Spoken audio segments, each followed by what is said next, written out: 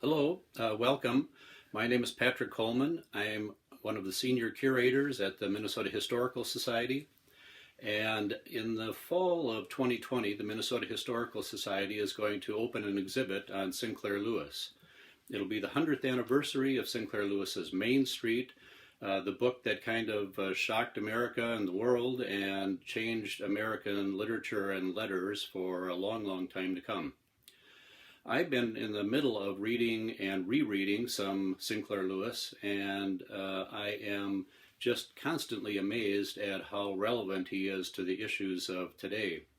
The book that I'm currently rereading is Sinclair Lewis's Arrowsmith, a 1925 novel about a scientist, Dr. Arrowsmith, who's committed to science and goes to a Caribbean island to deal with a plague situation. Now, again, his relevance, it looks like he's discovering in 1925 a lot of things that we're rediscovering right now. Let me read you a little section from the novel. But they heard, almost without hearing, of this death, and this, and another. No one liked to shake hands with his oldest friend.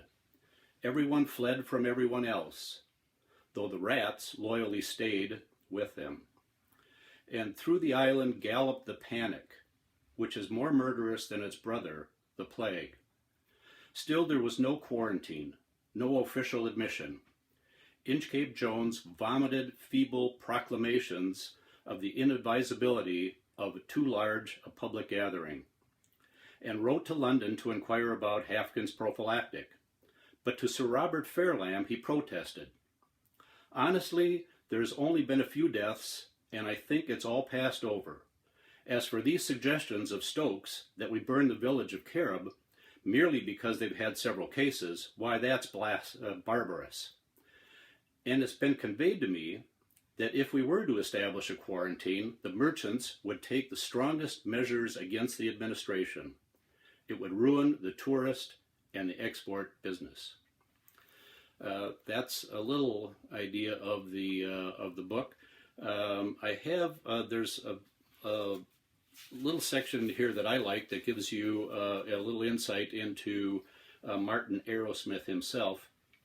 He's working late one night in a lab under Bunsen burners and bubbling test tubes, and killing himself working so hard. And he says this: God give me a quiet and restless anger against the pretense and all pretentious work, and all work left slack and unfinished.